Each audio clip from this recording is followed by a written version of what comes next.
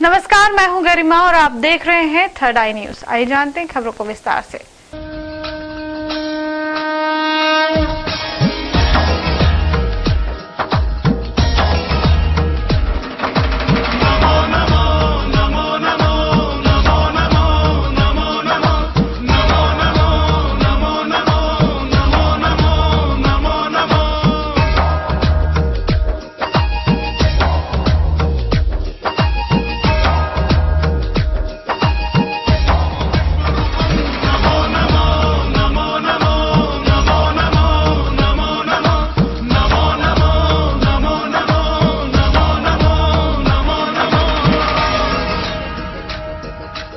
शहर में ताई और भाजपा की ऐतिहासिक जीत के मौके पर भाजपा कार्यालय से राजबाड़ा तक विजय जुलूस निकला।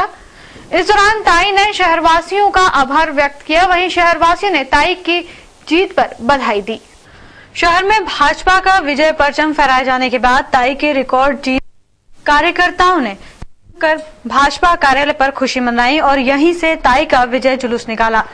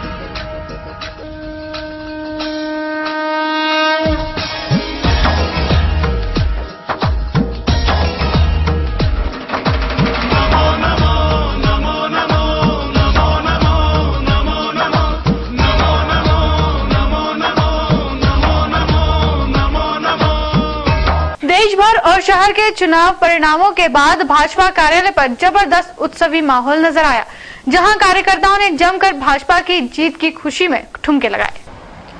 कांग्रेस को करारी हार का मजा चखाने वाली भाजपा के कार्यकर्ताओं में जीत के परिणामों के साथ ही जबरदस्त उत्साह दिखाई दिया। जिस प्रकार से एग्जिट पोल ने भाजपा की जीत बताई थी, उसी को ध्यान में रखते हुए शहर के भाजपा कार्यालय पर जीत के जश्न की तैयारियां पहले से ही कर ली गई थी। इसके लिए भाजपा कार्यालय पर विशाल स्क्रीन लगाई गई, जहां उत्सवी माहौल में कार्यकर्ताओं ने चुनाव परिणाम जाने। जिस तरह से सुबह से मोदी के आगे चलने और ताई की ऐतिहासिक जीत के रुझान मिलने के लगे, कार्यकर्ताओं का उत्साह बढ़ता गया।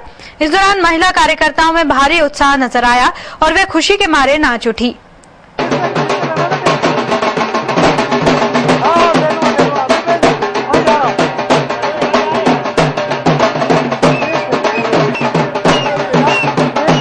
भाजपा महिला कार्यकर्ता और पार्षद पद्मा भोजे ने बताया कि अब अच्छे दिन आ गए हैं। वहीं कार्यकर्ताओं ने कहा कि अब रामलला भी विशाल मंदिर में विराजमान होंगे। बहुत स्पष्ट बहुमत मिला है। ना अभी ममता के ताने सहने पड़ेंगे, न जयललिता का, किसी का भी नहीं। स्पष्ट बहुमत के कारण मोदी जी फ्री हैंड काम कर सकेंगे और उन्होंने युवाओं को, महिलाओं को और समाज के अंतिम व्यक्ति तक जो वादे किए हैं वो जरूर पूरे करेंगे, ऐसी हमारी आखिरी इच्छा है। वहीं ताई की रिकॉर्ड तोड़ जीत होने पर वे कार्यकर्ताओं का आभार प्रकट करने भाजपा कार्यालय पहुंची, जहां विधायक महेंद्र हाडिया, सुदर्शन गुप्ता भी ताई को बधाई देने पहुंचे। इधर ताई ने जीत को कार्यकर्ताओं और मोदी के नाम की जीत बताया। इंदौर की जनता का प्रेम है और शिवराज का काम है और मोदी जी का नाम है। देश भर में भाजपा की जबरदस्त जीत के बाद इंदौर में भी ताई ने जबरदस्त रिकॉर्ड तोड़ जीत हासिल की है जिसके बाद भाजपा कार्यालय का माहौल बिल्कुल उत्सवमय है। महिलाएं नाच गाकर जश्न मना रही है और सुबह से ही पोहे और लस्सी का दौर यहाँ पर जारी है। कार्यकर्ताओं में उत्साह है और ताई ने भी जीत को कार्यकर्ताओं की जीत और मोदी का नाम बताते हुए श्रेय दिया है।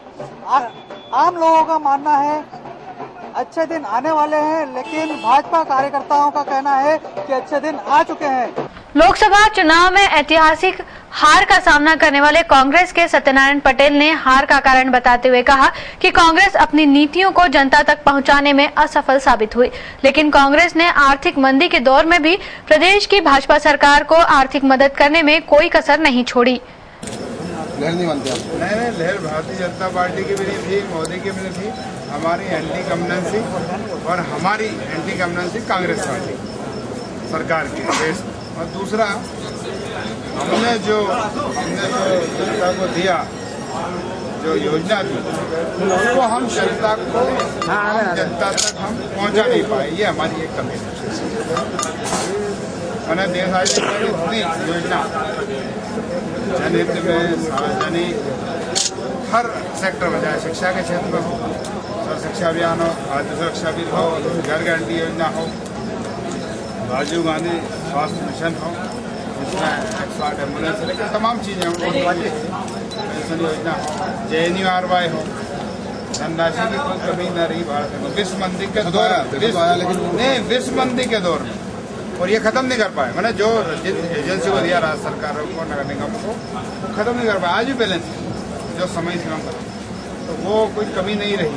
लेकिन हम जहां हमारी सरकार नहीं थी वहाँ उसका श्रेय वहाँ की लोकल गवर्नमेंट ने लिया। शुक्रवार सुबह से ही कांग्रेस कार्यालय में सन्नाटा पसरा रहा। जहां कार्यालय के गलियारों में शोर शराबा गूंजता था, वही गलियारे आज सूने पड़े हुए थे। देश भर में कांग्रेस की करारी हार के बाद इंदौर के कांग्रेस कार्यालय पर सन्नाटा पसरा हुआ है। कैमरा पर्सन अंकित शाह के साथ शैलेंद्र वर्मा, थर्ड आई न्यूज, इंदौर। भाजपा को लोकसभा चुनाव में स्पष्ट बहुमत मिलने के बाद भाजपा द्वारा कहे गए वाक्य अच्छे दिन आने वाले हैं का आम लोगों पर क्या असर हुआ, आइए जानते हैं क्या कहती है जनता। लोकसभा चुनाव में वोट पाने के लिए भाजपा ने अच्छे दिन लाने का वादा देश की जनता से किया है। हमने बात की राजबाड़ा पर चुनाव परिणाम जानने के उत्सुक आम लोगों से कि वे क्या सोचते हैं कि भाजपा को स्पष्ट बहुमत मिलने के बाद अच्छे दिन आ गए हैं। इधर विद्यार्थियों ने कहा कि फिलहाल अच्छे दिन नहीं आए हैं। प्रदेश में व्यापक घोटाले और भ्रष्ट IPS होने के कारण अच्छे दिन आएंगे या नहीं ये कहना मुश्किल है। साथ ही आम लोगों का यह मानना है कि अभी भाजपा के लिए अच्छे दिन आ चुके हैं, लेकिन आम लोगों के लिए तब अच्छे दिन आएंगे जब पेट्रोल, गैस, अनाज, शिक्षा, मेडिकल सेवाओं के दाम कम होंगे। तब तक आम लोगों के अच्छे दिन आना संभव नहीं है। हाँ, हो सकता है कि अब अच्छे दिन आए मोदी की सरकार से, और मोदी जी से बहुत उम्मीदें की जा रही हैं इस बार, और देश की सभी जनता द्वारा ये उम्मीद की जा रही है कि मोदी जी कुछ नया परिवर्तन लाएंगे। क्या आशा है आपको? मुझे तो पूरी आशा है। अच्छे दिन आएंगे कि नहीं आएंगे तो मोदी जी बताएंगे। हम लोग छात्र लोग हैं, सभी लोग छात्र लोग हैं, हम सभी लोग तैयारी कर रहे हैं SI की। SI में अभी व्यापम का सबसे बड़ा घोटाला हुआ है जिसमें कई बच्चे हमारे बाहर हुए हैं। आप ही देख रहे हैं, सुना है कि 20-20 लाख रुपए में सीटें गई हैं। तो हम जैसे लोग जो तैयारी कर रहे हैं उनका तो जीवन खराब हो गया। हम मोदी जी आते हैं, कुछ परिवर्तन लाते हैं तो फायदा है। ये तो शिवराज सिंह चौहान के राज्य में तो आप ही देख रहे हैं क्या क्या हो रहा है। मंत्रिमंडल के कई लोग फंसे हुए हैं उनके। कुछ अच्छे काम होंगे जो बेरोजगार के, जो फिर बेरोजगारी की तरह से सुधार होगा। थोड़ा महंगाई जो आगे बढ़ रही है उसको स्थिर करेंगे। अच्छे दिन तो बिल्कुल आएंगे कि हमको पूरा मोदी पे पहले से विश्वास था और उम्मीद पूरी थी कि अकेले के दम पे पूरा बहुमत लेके आएंगे। कर दिखाया भी उन्होंने रुझान के हिसाब से। फर्स्ट टाइम जो कश्मीर में जो हो रहा है आजकल युद्ध अघोषित, उसको घोषित युद्ध डिक्लेयर करके एकदम 1 साल में तो 6 महीने कम से कम युद्ध कर जाना चाहिए। और दूसरा महंगाई जो है, महंगाई कम करनी चाहिए क्योंकि पेट्रोल के भाव बढ़ा दिए, गैस की टंकी भाव बढ़ा दिए। ऊपर जो स्टूडेंट उनको कोई आजकल सहूलत मिल नहीं पढ़ाई की, फीस भी बहुत बड़ी हुई, तो फीस को भी कम कराना अगर तो अच्छा रहेगा। सब जानते हैं कि मोदी जी आए हैं और मोदी जी के आने से ही अच्छे देश और तरक्की करेगा। जो युवा बेरोजगार है उनको रोजगार मिलेगा, और इसी तरीके से मोदी जी को जो उम्मीद थी लोगों से वो, और इंदौर में और अच्छी ट्रेनें मिलेगी, और जो सड़कें बेहाल थी उसको और अच्छा काम करने को मिलेगा, और महंगाई पर और काबू पाया जाएगा। सभी युवाओं के लिए भी विकास करेंगे, देश को आर्थिक व्यवस्था, कमजोर क्षेत्र में भ्रष्टाचार को कम करेंगे, सभी तरफ विकास होगा। फिलहाल अच्छे दिन नहीं है। फिलहाल अच्छे दिन नहीं है, बिल्कुल अच्छे दिन नहीं है। युवाओं के लिए बिल्कुल अच्छे दिन नहीं है। कोई वैकेंसियाँ निकल रही है तो उसमें भ्रष्टाचार हो रहे हैं, सब मतलब गलत लोगों को ले रहे हैं, जो जिनका अच्छे नंबर आ रहा है उनको नहीं लिया जा रहा है। अब विकास आपका बहुत अच्छा विकास होगा, भ्रष्टाचार कम होगा। देखना यही होगा कि आने वाले दिनों में घर घर मोदी के बाद घर घर महंगाई कम होगी या नहीं। इंदौर संसदीय सीट से ताई ने लगातार यह 8वीं बार जीत हासिल की है। ताई की आम चुनाव की जीत को एक रिकॉर्ड के तौर पर देखा जा रहा है। इंदौर के विकास की चाबी प्रकाश चंद सेठी से लेने वाली ताई ने यह चाबी आज तक किसी को भी नहीं सौंपी और 16वीं लोकसभा के चुनावों में 4,66,477 मतों से जीत हासिल की। शहर की जनता ने अपनी सांसद सुमित्रा महाजन पर 8वीं बार भी विश्वास कायम रखा है, जिसके चलते ताई 2014 के लोकसभा चुनाव को रिकॉर्ड तोड़ मतों से जीतने में सफल साबित हुई। ताई की इस जीत को प्रदेश के साथ देश में भी रिकॉर्ड के तौर पर देखा जा रहा है। अपनी प्रतिद्वंदी उम्मीदवार सत्यनारायण पटेल को ताई ने कुल 4,66,477 मतों से पराजित किया है। हर बार की तरह ताई ने इस बार भी जीत का श्रेय कार्यकर्ताओं को दिया और उनका आभार प्रकट किया। की मेहनत है, इंदौर की जनता का प्रेम है और शिवराज का काम है और मोदी जी। ताई ने पहली बार सन 1990 में हुए 9वीं लोकसभा के चुनाव में विजय हासिल और अपने प्रतिद्वंदी उम्मीदवार प्रकाश चंद सेठी को पराजित कर इंदौर के विकास की चाबी उनसे ले ली, जिसके बाद ताई ने पीछे मुड़कर नहीं देखा। खुद ताई को भी इस रिकॉर्ड तोड़ जीत का भरोसा नहीं था। सन 1989 में ली इंदौर के विकास की चाबी 2014 के चुनाव में भी ताई के पास रही, जबकि सत्यनारायण पटेल ने इस चाबी को लेने में एड़ी चोटी का जोर लगा दिया और उन्होंने भी अपनी हार का ठीकरा कांग्रेस की गलत नीतियों पर फोड़ दिया। ताई समर्थक इस जीत के रिकॉर्ड को Guinness book of the world record में भी दर्ज करवाने की बात कह रहे हैं। शुक्रवार को भाजपा कार्यालय पर जमकर इंदौरी नाश्ते पोहे का दौर चला। साथ ही भाजपा की जीत को देखते हुए शहर में सुबह से ही दिवाली मनाना शुरू हो गई थी। शहर और देश भर में ऐतिहासिक जीत के विश्वास के साथ ही भाजपा कार्यालय पर आने वाले कार्यकर्ताओं के लिए तैयारियां की गई थी। भारी मात्रा में इंदौरी नाश्ता पोहे के साथ सैकड़ों लीटर छाछ, पानी के पाउच, ककड़ी की व्यवस्था कार्यालय पर की गई थी। वहीं परिणामों को लेकर कार्यकर्ताओं का तांता भाजपा कार्यालय पर सुबह से ही लगा रहा और दोपहर तक पोहे का दौर जीत की खुशी के साथ चलता रहा। वहीं शहर के चौराहों पर भी भाजपा कार्यकर्ताओं ने आम लोगों को छाछ बांटी। साथ ही शहर की सड़कों पर जीत के रुझान के साथ ही दिवाली मनना शुरू हो गई थी। गुरुवार को जहां विद्यार्थियों की परीक्षाओं के परिणाम घोषित हुए, वहीं शुक्रवार को नेताओं के भाग्य का फैसला भी हुआ, जिसके चलते कड़ी सुरक्षा के बीच और कलेक्टर आकाश त्रिपाठी की उपस्थिति में स्ट्रांग रूम के ताले खोले गए, जिसके बाद विधिवत रूप से मतगणना आरंभ हुई। मतदान पूर्ण होने के बाद से ईवीएम मशीनों को कड़ी सुरक्षा के बीच नेहरू स्टेडियम में रखा गया था। शुक्रवार को मतगणना के लिए कड़ी सुरक्षा की मौजूदगी और कलेक्टर त्रिपाठी की उपस्थिति में स्ट्रांग रूम खोले गए और राउंड वार ईवीएम मशीनों से मतों की गिनती की गई। इधर जीत हासिल करने की आस में दोनों लोकसभा प्रत्याशी नेहरू स्टेडियम पहुंचे। मतगणना कड़ी सुरक्षा के बीच शुरू हुई।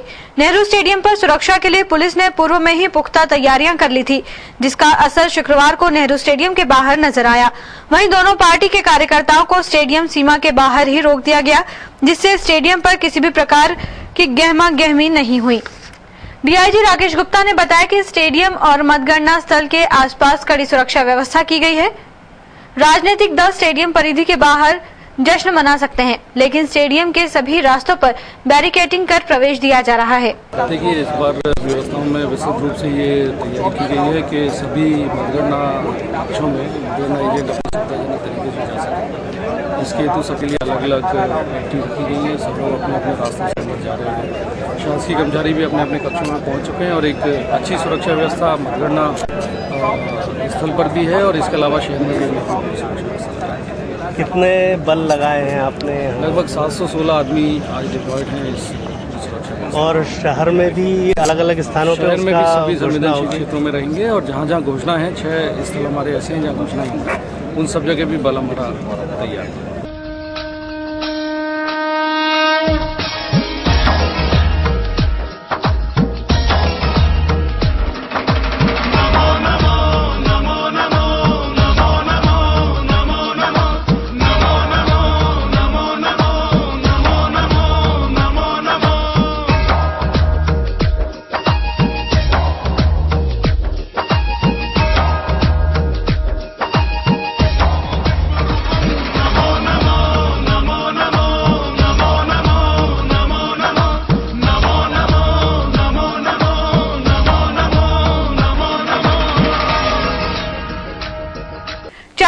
और महिला बाल विकास की टीम ने ढाबों पर काम कर रहे 10 नाबालिग बच्चों को कैद से आजाद कराया है। आजाद हुए बच्चों ने बताया कि परिवार की पैसों की जरूरत के खातिर वे बाल श्रम कर रहे थे। ये वो बच्चे हैं जो मानपुर के पास मुंशी ढाबे और वैष्णो देवी ढाबे पर बाल श्रम कर रहे थे। चाइल्ड लाइन की टीम को बच्चों की सूचना मिली तो महिला बाल विकास की टीम के साथ मौके पर पहुंचे और बच्चों को आजाद करवाया। ऑफिस में महिला बाल विकास विभाग द्वारा महिला बाल विकास विभाग को ये सूचना प्राप्त हुई कि चाइल्ड लेबर के संबंध में यहाँ शिकायतें प्राप्त हो रही हैं, तो उसके संबंध में हमने एक जॉइंट टीम बनाई जिसमें लेबर डिपार्टमेंट, महिला बाल विकास, पुलिस और चाइल्ड लाइन की टीम ने मिलकर जो भी मानपुर और उसके आसपास के जो ढाबे थे जहाँ की शिकायतें प्राप्त हुई थी वहाँ रेस्क्यू ऑपरेशन करके 10 बच्चों को हमने रेस्क्यू किया है, जो कि 14 वर्ष से कम उम्र के बच्चे वहाँ पे चाइल्ड। दोनों ढाबों से 10 बच्चों को आजाद करवाया गया। एक बच्चे ने बताया कि परिवार की पैसों की जरूरत को पूरा करने के लिए वे मजदूरी कर रहे थे। वैष्णो देवी। कब से कर रहे थे आप? अभी 2 साल से कर रहे हैं। 2 साल से कर रहे थे? क्यों कर रहे थे वहाँ पे काम? किस भाई की शादी थी और बहन की, तो वहाँ पे काम कर रहे थे। बहन की शादी के लिए पैसा इकट्ठा कर रहे थे? हाँ। तो आपके परिवार में और कोई नहीं है? और है ना, सब परिवार पर। कौन कौन है घर में? मम्मी है, पापा है, भाई है, सभी है। सब। क्या नाम है तुम्हारा? राहुल। फिलहाल सभी बच्चों को चाइल्ड लाइन के ऑफिस में रखा गया है। इसके बाद बच्चों को उनके घर भेज दिया जाएगा। पत्नी के खराब चरित्र से परेशान एक पति ने रस्सी से उसका गला घोंटकर उसकी हत्या कर दी। हत्या के तुरंत बाद पति खुद ही थाने पहुंच गया और अपना अपराध स्वीकार किया। पत्नी की हत्या की सनसनीखेज वारदात वानगंगा थाना क्षेत्र के महाराणा प्रताप नगर की है। यहां रहने वाले मनोज सिसोदिया ने गुरुवार शाम रस्सी से गला दबाकर पत्नी हेमलता को मौत के घाट उतार दिया। मनोज ने पत्नी की हत्या से पहले अपने दोनों बेटों को घर के बाहर भेज दिया था। मनोज के अनुसार उसकी पत्नी का चरित्र ठीक नहीं था। छोटे बेटे के जन्म के 3 माह बाद ही वह एक युवक के साथ भाग गई थी। परंतु वो नहीं माने और मेरे को इंदौर में घुमाते मतलब उन्होंने शाम कर दी कि मैं उधर से लाइट नहीं है। फिर भी मैं 6 बजे वहाँ पहुँच गया। भैया तुम उतरो, मेरे को जाना है।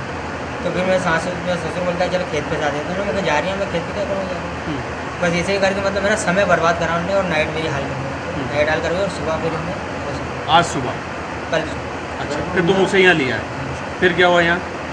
बस माही की मजाक मारी थी, मतलब ये भी कि मेरे को जाना नहीं है और मैं बोलता था कि मेरे को रखना नहीं, लेकिन उनके माता पिता जबरदस्ती, क्योंकि उनके माता पिता को सबको मालूम था कि इसका चरित्र क्या है। उसके बावजूद भी अब पहले भी कुछ हरकत कर चुकी थी। अब मैंने उसको फिर भी इसके लिए रखी कि नादरा करूँगा तो भी वही मिलेगी, इसको रखूँगा तो कम से कम बच्चे थे मेरे पास भी। इसके लिए भागने के बाद में भी मैंने इसको रखी, लेकिन फिर भी ये नहीं सुनी। हत्या के बाद मनोज खुद ही थाने पहुंच गया और उसने बाणगंगा टीआई YS तोमर को पत्नी की हत्या की बात बताई। इसके बाद पुलिस मनोज को लेकर मौके पर पहुंची और पूरी जानकारी जुटाई। श्री तोमर के अनुसार मनोज को गिरफ्तार कर लिया गया है। हमारे रोज झगड़े हो रहे थे, हम इसको समझा रहे थे, लेकिन ये हमारी बात सुनने को तैयार नहीं थी, इसलिए मैंने आज इसको मार दिया है। 2 छोटे दोनों से इनको बच्चे हैं, गौरव और नीरज, दोनों ही बड़े मासूम से छोटे से बच्चे हैं। उनको अभी फ़िलहाल जो पति का भाई है उसको सुपुर्द कर दिया गया। भाई और जो देवरानी है वो भी घर में थी, तो क्या उनका भी कुछ रोल इस हत्याकांड में है या नहीं है?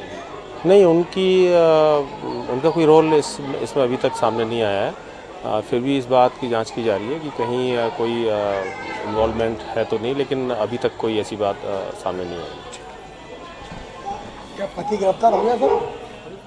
हत्या के समय मनोज के भाई और बहू घर के दूसरे कमरे में मौजूद थे, जिन्हें मनोज ने वारदात के बाद बच्चों के साथ रिश्तेदारों के घर भेज दिया। थाने में मनोज ने कहा कि उसे अपने किए पर कोई पछतावा नहीं है।